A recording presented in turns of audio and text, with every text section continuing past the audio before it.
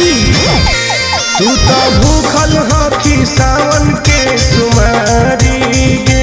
कहवा करे जइनी अब की जल ढारी गे हम कैसे अइयम मिले तोरा भिरिया में ललकी ओढ़निया ओढ़ के अइबो जल ढारे राजई हो गाँव के मंदिरिया में हे रे ललकी ओढ़निया ओढ़ के अइबो जल ढारे आजई हो गाँव के मंदिरिया में। ठीक हो गए बोलिए ना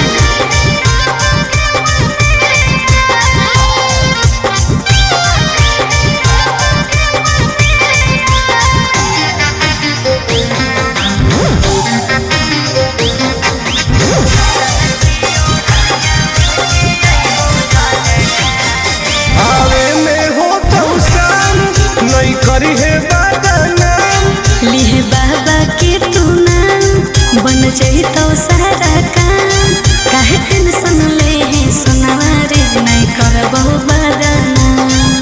विश्वास कर। ठीक हो कवली आवे में हो तो शाम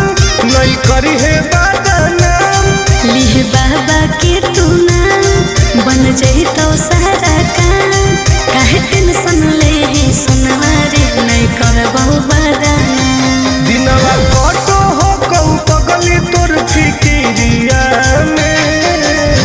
ललकी ओढ़निया ओढ़ के अइबो जल ढारे राजई हो गाँव के मंदिरिया में हे रे ललकी ओढ़निया ओढ़ के अइबो जल ढारे आजई हो गाँव के मंदिरिया में बुझल।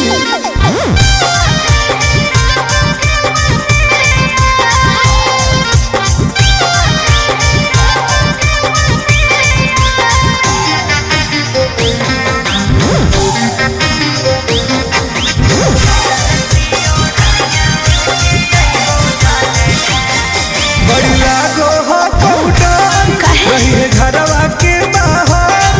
कोई देखतो नहीं समाज नहीं करी है आनंद लाज और दिल के बतिया आज कहो हो कौरियारा सुना बोला बड़ी लागो हो कौटन रही है घरवा के बाहर कोई देखतो नहीं समाज नहीं करी है आनंद लाज और दिल के बतिया आज कहो हो कौरियारा नाम लिखवाई है महाकाल के तू चूड़िया में ललकी ओढ़निया ओढ़ के अइबो जल ढारे आज है गाँव के मंदिरिया